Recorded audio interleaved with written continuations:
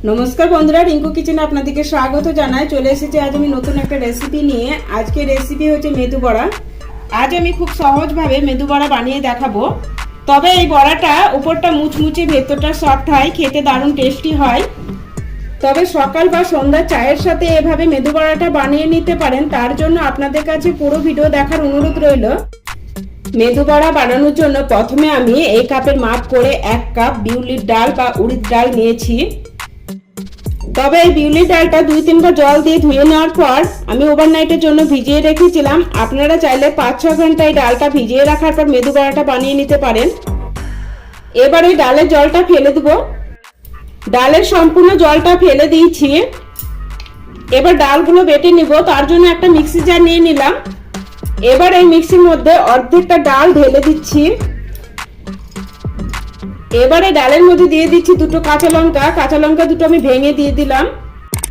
আর দিয়ে দিচ্ছি 1/2 ইঞ্চি মতো আদাটা টুকরো করে দিয়ে দিলাম। এবার ঢাকনা লাগিয়ে ডালটা বেটে নিব। জল না দিয়ে ডালটা বেটে নিয়েছি। দেখুন ডালটা ভালো করে বাটা হয়নি।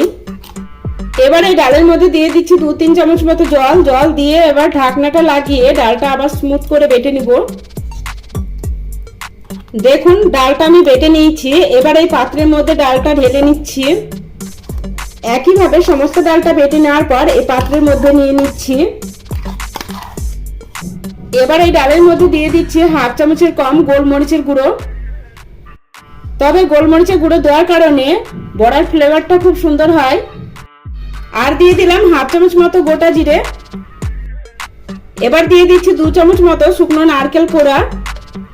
আপনাদের কাছে যদি শুকনো নারকেল না থাকে তাহলে আপনারা কাঁচা নারকেলটাও দিতে পারেন।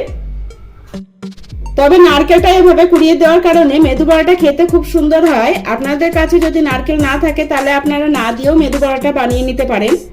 কুচনো ধনেপাতা দিয়ে দিলাম। মাঝারি সাইজের একটা পেঁয়াজ অর্ধেকটা কুচিয়ে দিয়ে দিলাম।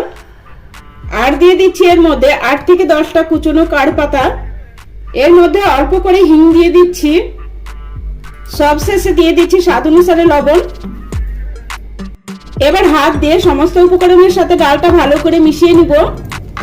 সমস্ত উপকরণের সাথে ভালো করে মিশিয়ে নেওয়ার পর দিয়ে দিচ্ছি 2 চামচ মতো চালের গুঁড়ো। তবে এই চালের গুঁড়োটা দেওয়ার কারণে বড়াটা মুচমুচে হবে। তবে ডালের মিশ্রণটা আপনাদের যদি মনে হয় পাতলা হয়ে গেছে তাহলে চালের গুঁড়োর পরিমাণটা 1 থেকে 2 চামচ মতো বাড়িয়ে দিবেন। যেহেতু আমি ডালটা বাটার সময় জল ব্যবহার কম করেছি তাই আমার 2 চামচ মতো চালের গুঁড়ো লেগেছে।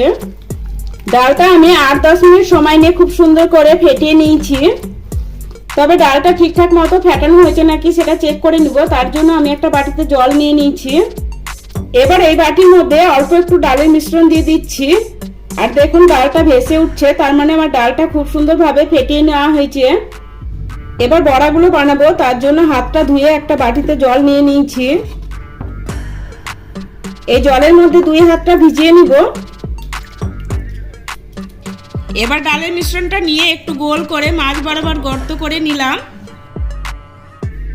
এই দেখুন একটা বড়া বানিয়ে নিয়েছি। এবার এই বড়াটা গরম তেলের মধ্যে ছেড়ে দেব। তেলটা আগে থেকে গরম করতে বসিয়ে দিয়েছিলাম আর তেলটা ভালোভাবে গরম করে নিয়েছি। এবার এই বড়াটা তেলের মধ্যে ছেড়ে দিচ্ছি। একইভাবে প্রত্যেকটা বড়া বানিয়ে এই তেলের মধ্যে ছেড়ে দিচ্ছি। তবে আমি বড়াগুলো 2 ব্যাচে ভেজে নিব। এক সাইড সুন্দর কালার আসার পর বড়াগুলো ভাজার জন্য দুসরা সাইড পাল্টে দেব। দেখুন বড়াগুলো ভাজা হয়ে গেছে। তবে বড়াগুলো ভাজতে খুব একটা বেশি সময় লাগে না। 4 থেকে 5 মিনিটে বড়াগুলো খুব সুন্দরভাবে ভাজা হয়ে যায়। এবারে বড়াগুলো তেল ঝরিয়ে একটা প্লেটের মধ্যে রেখে দিচ্ছি। আর এইভাবে সমস্ত বড়াগুলো বানিয়ে তারপর আমি আপনাদের দেখাবো। একইভাবে সমস্ত বড়াগুলো বানিয়ে নিয়েছি। তবে সকাল বা সন্ধ্যার চায়ের সাথে মেদু বড়াটা বানিয়ে নিতে পারেন। তবে এই মেদু বড়াটা উপরটা মুচমুচে আর ভেতরটা সফট হয়, খেতে দারুণ টেস্টি হয়। এবার আমি বড়াগুলো নারকেলের চাটনির সাথে সার্ভ করে দিব। প্রতিদিনের মতো আমার এই ভিডিও যদি আপনাদের ভালো লেগে থাকে লাইক, শেয়ার, সাবস্ক্রাইব করে পাশে থাকার অনুরোধ রইল।